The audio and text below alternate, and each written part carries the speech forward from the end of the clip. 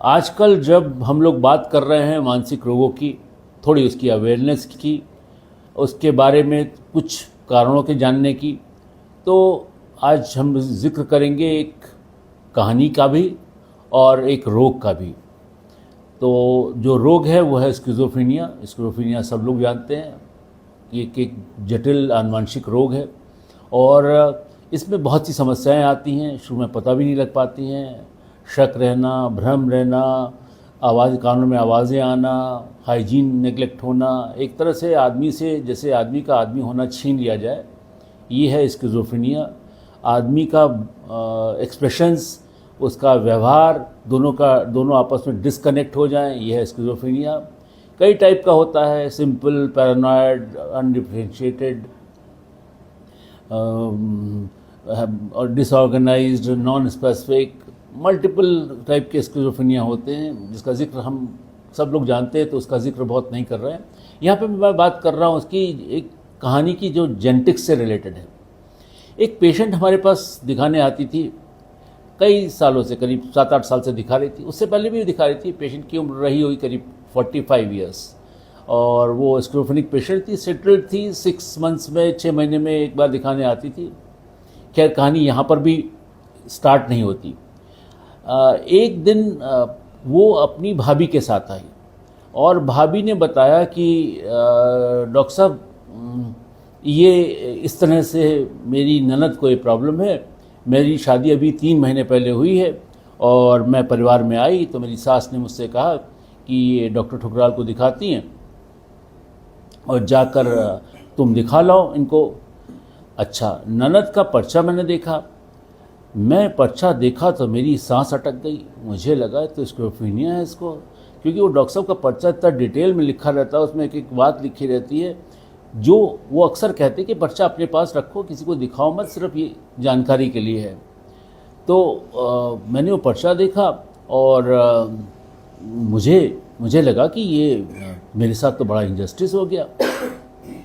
मुझे लगा कि मैं करूं तो क्या करूं, और मुझे दिखाने का अपॉइंटमेंट जो भी था आपका था, मैं उससे 1 हफ्ता पहले ही आ गई आपके पास। जैसी मेरी सास ने कहा कि ये ननद को जो तुम्हारी, जो भी उनका नाम होगा, मुझे नाम तो याद नहीं है, ये भी हाल ही की बात है, तो वो उसने कहा कि ये मुझे कहा गया, तो मैंने प्रिस्क्रिप्शन देखा और मुझे उससे पहले ही आ गया आपसे। मैंने अपॉइंटमेंट अब चेंज कराया अपना, मैं आ गई।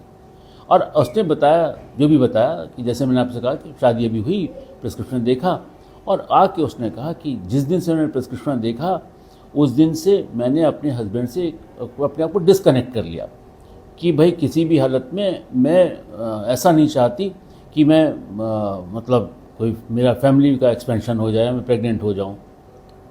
साथ ही साथ उसने अपनी फैमिली में भी जाके कह दिया कि मैं डाइवोर्स चाहती हूँ, मुझे इस फैमिली में नहीं रहना है। तो जब उसने मुझसे पूछा कि मैंने, डॉक्टर साहब मैं सिर्फ इसलिए आपसे आई हूँ, ना उसने ननद के बारे में कोई सवाल किया, ना उसने कुछ बीमारी के बारे में कुछ पूछा, बस उसने कहा मुझे इस बीमारी के बारे में अच्छी तरह से मालूम है, उसकी फ्रेंड की मदर को और सिस्टर दोनों को ये प्रॉब्लम थी। तो उसने कहा मैं देख चुकी हूँ और मैं अब किसी भी तरीके से इस फैमिली में नहीं रह सकती, और दिन रात यही सोचा करती हूँ कि मेरे बच्चों का क्या होगा, और मैं ये सोच के परेशान रहती हूँ। मैंने उसको बहुत समझाया कि देखिए, हालांकि ये रोग करीब 60 से 80% जेनेटिक्स रिलेटेड है। हालांकि मैंने ये वर्ड उससे 60 to 80% नहीं कहा, मैंने सिर्फ इतना कहा कि ये आनुवंशिक रोग है, ये आपके बारे में, क्योंकि खूब पढ़ी हुई थी मैं, वो मुझसे ज़्यादा जानती थी। उसने एक एक फैक्टर तक कैलकुलेट कर रखा था कि किसमें कितना होता है, किसमें क्या होता है, किसमें क्या होता है। इस बीच शायद 1 ही हफ्ते में उसने कर लिया होगा।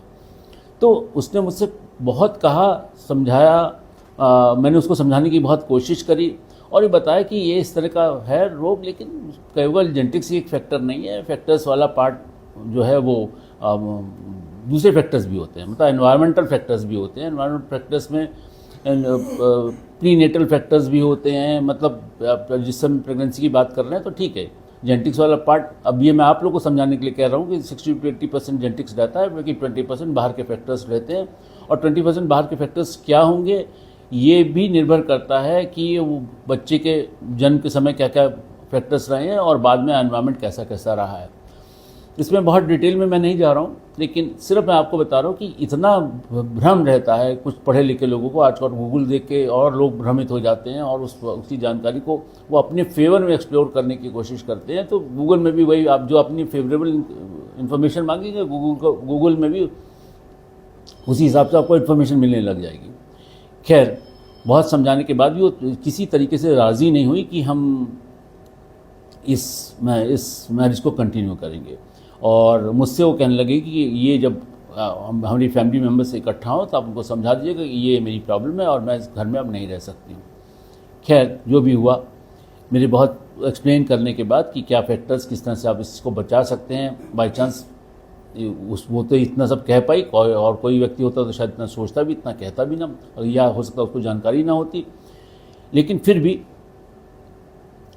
मैंने जब उसको ये सब बातें बहुत समझाई तो उसने किसी तरीके से वो अपने परिवार से कुछ सदस्यों को अलग से लेकर आई मेरे पास। तो मैंने उसको पूरा एक प्रैक्टिकली, जैसे हम लोग समझा सकते हैं उसको, उसके डाटाज दिखा सकते हैं, क्या कैसे जेनेटिक रेशियो होता है, किन रिलेशनशिप में कितने होने की संभावना होती है। एक जनरल पॉपुलेशन की बात करें तो एक 1% है चांसेस स्किज़ोफ्रेनिया होने के, कि अगर कोई पारिवारिक हिस्ट्री नहीं है। लेकिन ये बीमारी की हिस्ट्री होने पे 60 to 80% हो जाती है। और वो चीज़ें मैंने उसको किन रिलेशनशिप में कैसे कैसे इसके होने के चांसेस होते हैं सब दिखाए गए। एनीवे, इतना समझाने के बाद भी उसने कहा, डॉक्टर साहब मैं चाह कर भी इसको अपने दिमाग से नहीं निकाल पा रही हूँ। और अच्छा, जहाँ तक ननद की बात है, वो ननद बिल्कुल सेटल थी। हम लोग अक्सर पेशेंट से ये कहने की कोशिश करते हैं कि एटलीस्ट परिवार में मैसेज जाए, आप अपना रोगी का इलाज इसलिए नहीं करा रहे हैं कि रोगी ठीक है, आप इलाज इसलिए करा रहे हैं कि रोगी के ठीक होने का मैसेज परिवार में जाए कि हमारे परिवार में ये रोग था लेकिन ठीक हो गया था और बिल्कुल ठीक था, दवा चलती रहेगी या दवा हमें भी नहीं मालूम। लेकिन जो भी गाइडलाइंस हैं हम लोग के पास, चाहे वो अमेरिकन गाइडलाइंस हो, चाहे ब्रिटिश गाइडलाइंस हो, चाहे कैनेडियन गाइडलाइंस हो, जो भी गाइडलाइंस अवेलेबल हैं उसमें यही है कि फर्स्ट एपिसोड के लिए ट्रीटमेंट 3 साल, सेकेंड एपिसोड के लिए 3 से 5 साल, और थर्ड एपिसोड हो जाता है तो ट्रीटमेंट इज़ लाइफ लॉन्ग।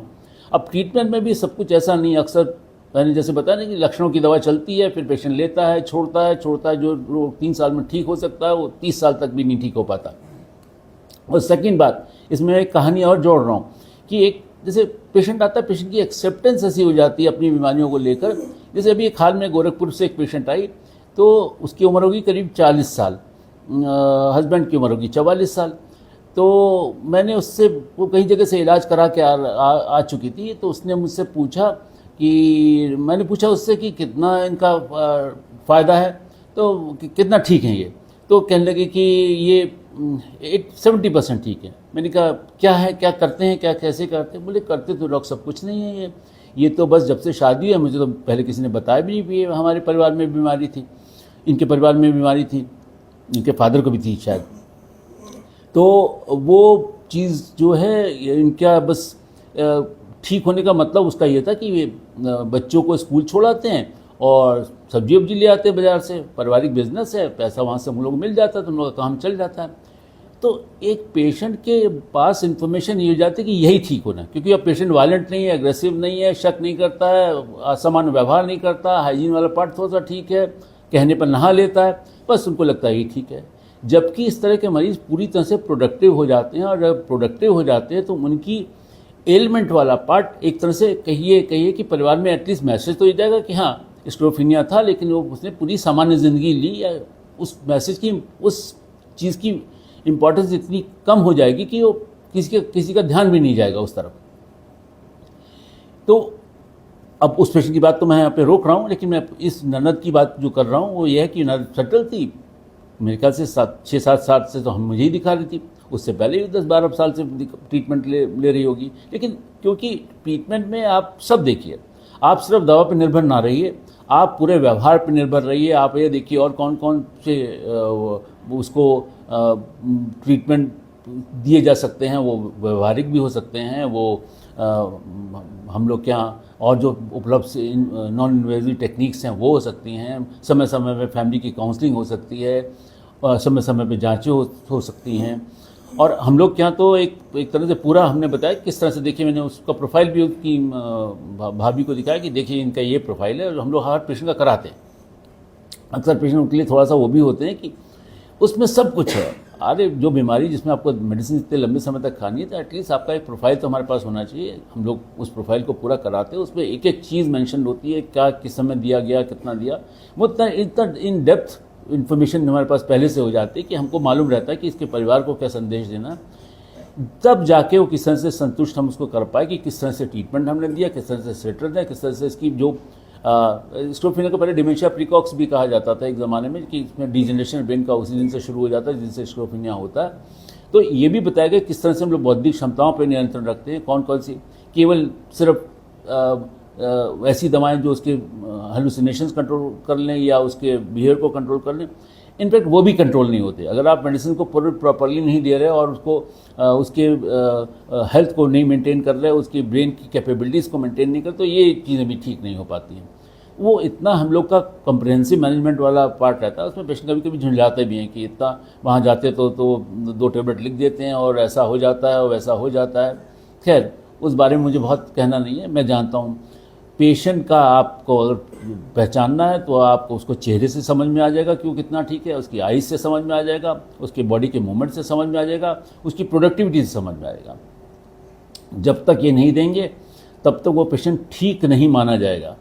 और वो ठीक होने वाला पार्ट वैसे ही है जैसे आपने अपने हिसाब से उसमें कुछ मेडिसिन दे दी, उसका एक वो मेडिसिन भी क्या है, मेडिसिन एक तरह से उसके सिम्टम्स ठीक कर रही हैं, और ऐसा मेडिसिन दी कि उसका एक तरह से वो बॉडी के लिए रिक्वायर्ड ट्रीटमेंट है, मतलब पूरी हेल्थ के लिए रिक्वायर्ड ट्रीटमेंट है। वो ब्रेन की हेल्थ भी है, वो बॉडी की हेल्थ भी है, अपार्ट फ्रॉम सिम्टोमेटिक मेडिसिन। तो ये सब देने के बाद हम लोग देखते हैं पेशेंट 2-3 साल में बिल्कुल जैसे लगता है एक नॉर्मल हो, भले दवा उसकी चल रही हो।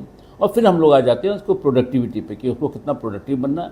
जैसे हम लोग पेशेंट को कभी कभी सजेस्ट करेंगे भाई इनको कोई व्यवसाय से जोड़ दो, कोई शॉप खुलवा दो, और बड़ा कॉमन है सर, ये बड़ा कॉमन है ये चीज़ हम लोग कराने के लिए, और बिल्कुल एक तरह से ये सब चीज़ें। तो जब इतना भाभी को समझाया गया तो भाभी काफ़ी सेटिस्फाई हुई, उनको बिल्कुल वो लगा कि हाँ सब ठीक है, डॉक्टर साहब ठीक कर रहे हैं। तो मैं जो बच्चों को लेकर इतना कंसर्न, उतना वरीड हूँ, उसके लिए मुझे वरीड होने की ज़रूरत नहीं है। और बाकी उसने ये तक भी कहा कि डॉक्टर साहब आपने इतना मुझे कहा है तो मैं ये सब आपकी बात समझाने में, कोई साइकियाट्री की प्रैक्टिस ऐसी तो है नहीं कि आप हाथ देखा और वो घंटों कभी कभी लग जाते हैं पेशेंट से बात करने में, और वो आप जितना इन्वॉल्व होंगे तभी पेशेंट को समझ में भी आता है। तो खैर उस पेशेंट को समझ में आया। एनीवेज वो ट्रीटमेंट वाला हिस्सा चल रहा है, दिख रहा है, लक्षण दिख रहे हैं उसके, वो ठीक हो रही है। मैंने उसकी भाभी से ये भी कहा कि इनको थोड़ा प्रोडक्टिव बनाइए, इनको किसी व्यवसाय से जोड़िए। उनके कोई फैमिली बिजनेस था, तो कोई मेडिकल स्टोर था, तो मैंने कहा उस मेडिकल स्टोर में एक कॉर्नर दे दीजिए इनको, जिसमें वो उस कॉर्नर उसमें उन मेडिसिन के लिए या कोई कॉस्मेटिक्स वाला पार्ट जोड़ दीजिए। तो ये बेसिकली हमेशा ठीक रहेंगी, मतलब एक तरह से उनका पूरा एक फुल रिहेबिलिटेशन वाला पार्ट हो जाएगा। उसको एक सेल्फ आइडेंटिटी वाला पार्ट मिलेगा। शादी नहीं हुई थी इनकी, और कोई ऐसा सपोर्ट भी नहीं था कि फ्यूचर में कैसे क्या होगा। तो वो भाभी कन्विंस हो पाई। यहाँ पर इसको कंक्लूड मैं इस तरह से कर रहा हूँ कि जेनेटिक्स वाला पार्ट रहता है, और जेनेटिक्स वाले पार्ट को लेकर अक्सर हम लोग ये सोचते हैं कि पेशेंट का ठीक रहना केवल उसका रहना ठीक नहीं, वो पूरी फैमिली के लिए एक मैसेज है। तो आपके परिवार में अगर कोई ऐसा व्यक्ति है और आप वो भले आपके रिलेशनशिप में किसी भी उस कैटेगरी में आता हो, लेकिन वो फैमिली के लिए उसका ठीक होने में आप सब कंट्रीब्यूट करें पेशेंट को। कई बार ऐसे पेशेंट होता है कि अरे ये तो हमारी चाचा की लड़की हैं। मैं कहा नहीं ये एक फैमिली के लिए मैसेज है, तो आपकी रिस्पॉन्सिबिलिटी अपने फैमिली में प्रॉब्लम्स ना हो उसके लिए बचाने के लिए आप पूरी फैमिली कंट्रीब्यूट करें। और ये कंट्रीब्यूशन सिर्फ उसके लिए नहीं है, पेशेंट के लिए, ये पेशेंट अपने लिए है। ये जो भी इलाज आप करा रहे पेशेंट को कितना फ़ायदा करेगा वो तो अलग बात है, ये आपकी पूरी फैमिली को फ़ायदा करेगा। यहाँ पर भी इस वीडियो को में ये संदेश देने का मकसद यही है कि ये इस एलिमेंट में पेशेंट को पूरा ठीक करने का मतलब वो एक मैसेज है फॉर दी एंटायर फैमिली। खैर लास्ट में वो भाभी कुछ दिनों बाद फिर आई, फिर उन्होंने बाद कन्विंस हूँ, लेकिन मैंने ये सोचा है कि मैं मैंने अपने हस्बैंड से कह दी कि भाई हम लोग बच्चा नहीं करेंगे। अभी तो ये कह रही हैं, लेकिन वो 2-3 महीने बाद, 6 महीने बाद उस चीज़ से भी बाहर निकल आएंगी, मुझे ऐसी पूरी उम्मीद है। और ये वीडियो इस जो मैंने कहा है वो सब उन लोगों के लिए मैसेज है जो कई बार 6 महीने बाद ट्रीटमेंट बंद कर देते हैं, 2 महीने बाद ट्रीटमेंट बंद कर देते हैं।